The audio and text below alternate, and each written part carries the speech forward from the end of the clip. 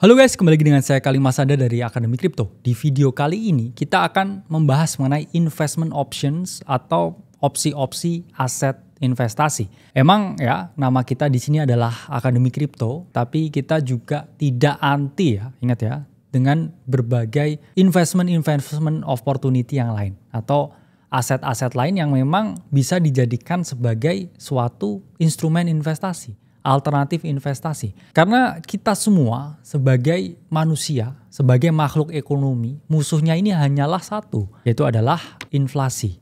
Apapun yang bisa mengalahkan inflasi, ini harus kita pilih ya sebagai suatu pelindung. Dan di sini kita akan jelaskan mengapa kita anggap ya, spoiler di awal, kripto ini adalah aset yang terbaik ketika kita bandingkan dengan berbagai investment option yang lain. Oke, mari kita bahas pro dan kontra dari masing-masing investment options yang ada. Pertama adalah aset lintas generasi yang harus dimiliki oleh semua orang. Kita semua membutuhkan dan sekarang juga kita lagi syuting di sini ya, yaitu adalah properti ya. You name it lah ya, rumah, ruko, kemudian apartemen, ya, kondo, penthouse, villa dan lain sebagainya.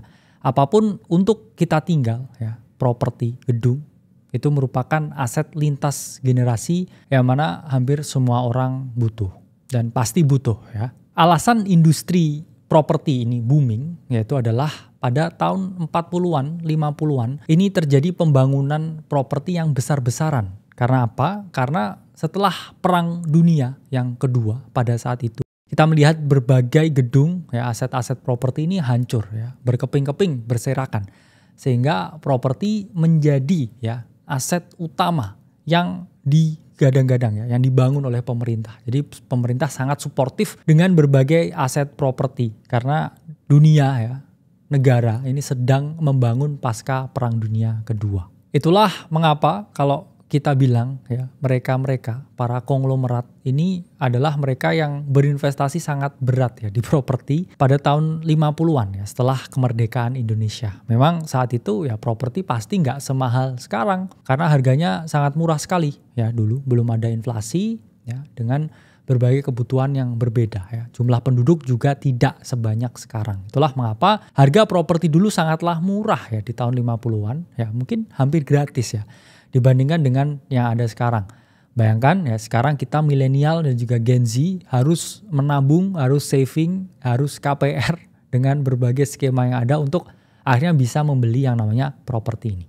Di sini saya pribadi dan kita melihat properti ini masih bisa dianggap sebagai investasi. Mengapa? Ya pertama karena semua orang butuh properti ya, semua orang butuh tempat tinggal. Even kalian mau rent the place ya atau sewa tempatnya, kan harus ada propertinya ya. Berarti mereka yang menyewakan ya mereka bisa memperoleh uang sewa ya. Dan kemudian dua, persediaan dari properti ini kan tetap dan akan selalu tetap. Gak ada tanah ini bisa nambah ya. Tiba-tiba ya muncul satu daratan baru ya di sebelah bumi ya, itu nggak mungkin. Dan ketiga kita melihat ya demand yang ini tambah tinggi. Karena apa? Karena tingginya ya pertumbuhan penduduk. Ya, kita melihat overpopulation ini juga salah satu masalah dunia yang ada saat ini. Itulah kenapa kita lihat harga pasar ya, atau market price dari properti ini selalu mengalami peningkatan. Meskipun belum tentu ada yang mampu membeli.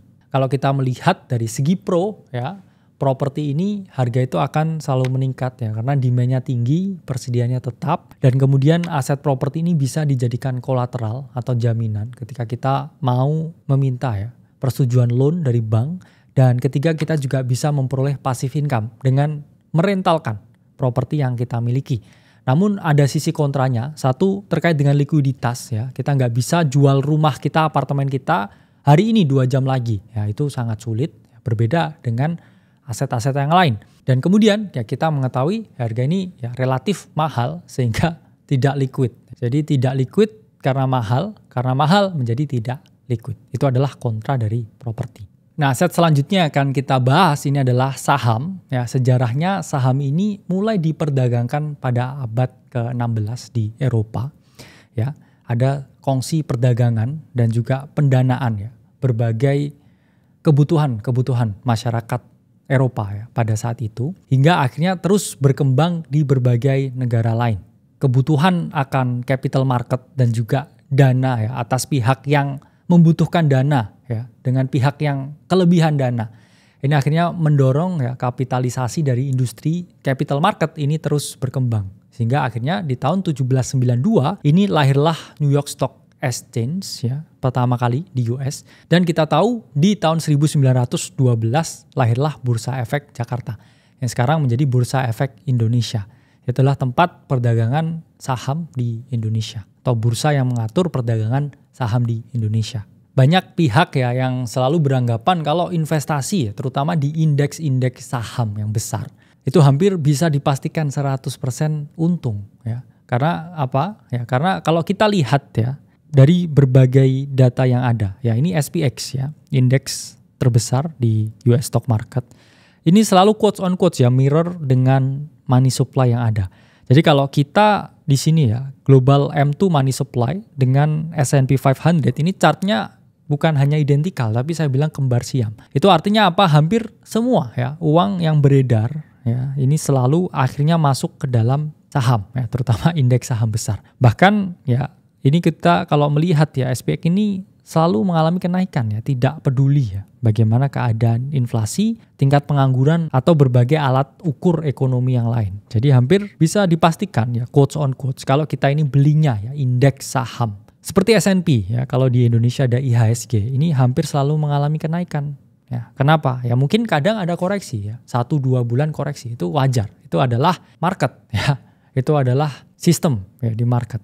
Ya, market risk yang ada. Tapi in the long run sekarang ya, sampai 20-30 tahun lagi itu akan mengalami kenaikan. Nah ini alasan saham ini akan selalu mengalami kenaikan. Pertama kalau kita lihat dari segi psikologis ya, kita tahu the greatest fools theory atau teori akan selalu ada ya, quotes on quotes ya. Orang baru di market ya, orang bodoh baru untuk membeli di harga yang lebih tinggi. Sehingga ini akan selalu mengalami kenaikan ya, karena mereka taunya saham ya, indeks ya dan lain sebagainya. Sama kayak saya ungkapan sekarang ya.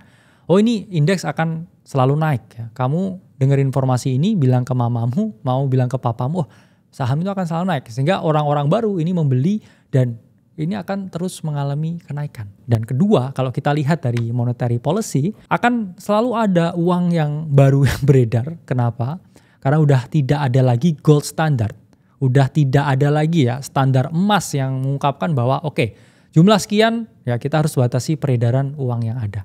Yang ada ya uang ini akan terus bertambah ya, semakin banyak, sehingga banyaknya uang di sirkulasi ini mau kemana lagi ya, yang paling liquid, paling mudah diperjualbelikan ya, yaitu adalah indeks saham. Dan ketiga, kita tahu di berbagai negara besar seperti US itu pension money-nya hampir semua para fund manager ini mengalihkannya ke saham. Itulah mengapa kalau kita lihat ya saham ini selalu mengalami kenaikan.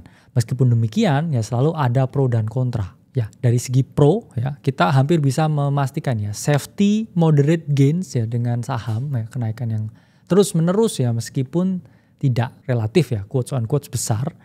Tapi pro-nya kita juga likuiditasnya cukup bagus ya. Kalau kita mau cash out ya indeks yang kita punya sekarang itu pun juga bisa. Dan terakhir ya peraturan saham ini hampir di semua negara ini punya bursanya sehingga udah jelas tidak di area yang abu-abu. Namun saham ini juga memiliki kontra ya. Pertama dia aset yang sentralisasi ya. Hanya orang itu aja ya yang memiliki dan pegang. Kemudian ya kedua, saham baru ini bisa diterbitkan. Sehingga tidak ada ya standar ya jumlah tertentu berapa banyak ya atau maksimal ini bisa terbit. Dan ketiga ya kadangkala pemilik ini memiliki alokasi besar ya. Yang mana kita lihat ya fenomenanya kita ini kadang hanya memperkaya segelintir orang ya, sama seperti analogi ya Amazon naik 30% ya, kita dengan uang 100 juta kita mungkin happy ya, kita bisa beli motor baru, tapi dengan kenaikan saham Amazon 30% Jeff Bezos tuh bisa beli pulau baru ya. Dan itulah adalah dunia kapitalisme yang ada saat ini. Nah selanjutnya kita akan bahas komoditas yang paling ngetren ya kalau bilang ya buat kalangan yang agak tua, yaitu adalah emas. Karena orang menganggap emas ini nilainya paling stabil ya. Kita akan membahas emas. Nah emas ini udah ada ya sejak ya ribuan ya tahun yang lalu, di mana setiap orang ya yang mau menambang emas ini selalu memiliki difficulty tertentu ya, harus menambang. Kemudian kalau tahu di situ ada tempat emas ya itu selalu diperebutkan ya oleh raja-raja, oleh kekaisaran. Ini membuat ya pada zaman dulu untuk memperoleh emas itu memang dibutuhkan tumpah darah ya. Di zaman sekarang pun juga sama. Bahkan emas ini levelnya dijadikan alat ya geopolitik ya, rebutan antar negara. Dan itu memang faktanya. Karena emas ini jumlahnya ini kan juga terbatas ya. Ini adalah pro-nya. Bahkan ini ada data ya dari Tony, ini tahun 2018, number of conflicts dari penambangan ini selalu meningkat ya dari tahun 2000 ya. Ini di bawah 50 ya jumlah konfliknya. Tapi semakin tahun kita bisa melihat data yang semakin meninggi. Konflik orang yang memperebutkan ya area penambangan. Dan ini tidak akan pernah bisa turun ya. Karena rasa greed dari manusia dan kebutuhan manusia akan sesuatu yang berharga itu membuat angka ini akan terus ya mengalami kenaikan yang signifikan kalau kita lihat di sini. Emas sendiri memang pro-nya satu ya nilainya tuh relatif stabil dan cenderung mengalami kenaikan. Dua ya pengakuan ya dari negara dan berbagai institusi lain bisa digunakan untuk jaminan dan sebagainya. Dan ketiga ya emas ini juga cukup ada utility-nya ya biasanya untuk perhiasan, untuk jam tangan mewah, untuk berbagai yang sifatnya aksesoris mewah itu bisa. Namun emas ini juga memiliki beberapa kontra. Pertama, ya kita tidak tahu jumlahnya emas ini ada berapa banyak. Bisa aja ya di bawah apartemen saya ini tiba-tiba ada emasnya ya, ada tambang emas di bawah sini. Akhirnya saya digusur ya dan direlokasi ke tempat lain karena tidak tahu ya. Ya bisa aja ya tiba-tiba ditemukan ya di bawah laut ya ada tambang ya. Oh, di bawah gunung ya ada tambang.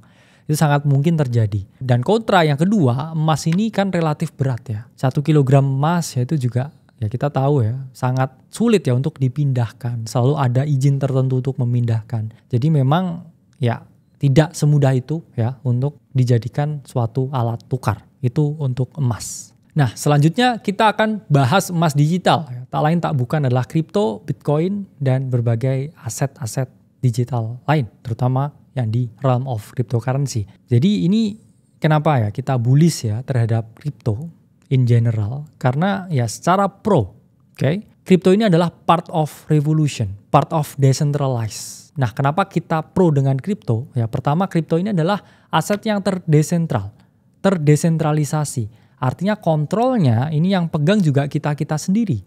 Bukan ya quotes on quotes segelintir orang. Jadi kita mengambil balik ya kuasa yang kita miliki di aset kripto ini.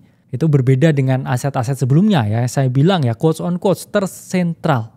Ya quotes on quotes ya hanya dimiliki segelintir orang. Dan selanjutnya kripto ini aset yang relatif baru ya. Sekali lagi kita bukan sales kripto ya. Kita hanya menjelaskan secara umum. Karena sifatnya ini yang masih baru, upside potensialnya juga jauh lebih tinggi daripada aset yang udah ada puluhan tahun. Ratusan tahun bahkan ribuan tahun yang lalu. Kripto itu adalah bayi yang baru lahir. Dan itu tadi ya, secara teknologi ya jauh lebih aman, jauh lebih transparan. Dan untuk memindahkan ya Bitcoin senilai berapapun, 1 triliun, 10 triliun, hanya bisa sekali transfer ya. Dan transaksi itu akan berhasil ya dalam sekejap. Ya berbeda ya, tadi dengan emas kita harus 1 triliun emas berapa banyak ya, itu sangat sulit untuk dipindahkan. Bitcoin ya, hanya sekejap mata kita bisa memindahkannya ke seberang dunia yang sana. Meskipun demikian ya selalu ada kontranya karena ini masih baru ya. Satu dari segi regulasi ya banyak negara ini yang masih kontra ya dengan penggunaan cryptocurrency dan itu pun akhirnya menyebabkan ya nilainya ini memiliki volatilitas yang sangat tinggi ya dan juga ada technical risk ya di dalam kripto itu sendiri dari segi teknologinya yang mungkin terjadi. Tapi kalau kita melihat ya memang dari tahun ke tahun progres dari kripto ya. Ini data dari Fonia juga menunjukkan ya, bahwa kita ini di dalam large institution, mutual fund, pension fund, dan berbagai company untuk mulai meningkatkan ya adopsi kripto ini. Dan kalau kita lihat ya active address dari kripto, ini data dari Santa Browser juga mengalami ya peningkatan yang signifikan. Karena hampir semua orang di dunia ini mulai berbondong-bondong menggunakan kripto. Dan kalau kita mulai menolak ya adopsi yang udah di depan mata terjadi, ya kita tidak akan bisa berkembang ya sebagai manusia. Nah, tadi ada beberapa ya, ada properti, ada saham ya, dan juga ada emas, komoditas, dan juga ada kripto. Masing-masing aset yang ingin saya ungkapkan ini selalu memiliki pro dan kontranya, selalu memiliki keunggulan dan juga kelemahannya. Tidak ada yang paling top ya, paling ini bisa diandalkan. Tapi karena ya aset kripto ini adalah aset yang paling baru, jadi kita harus ya cenderung condong ya untuk berinvestasi pada sesuatu yang baru. Oke guys ya. Saya harap video ini bermanfaat untuk teman-teman semua, tapi ini juga sekali bukan ajakan untuk menjual atau membeli, ya ini adalah video murni untuk tujuan edukasi. Saya Kali Masada dari Akademi Kripto, sampai berjumpa di video selanjutnya.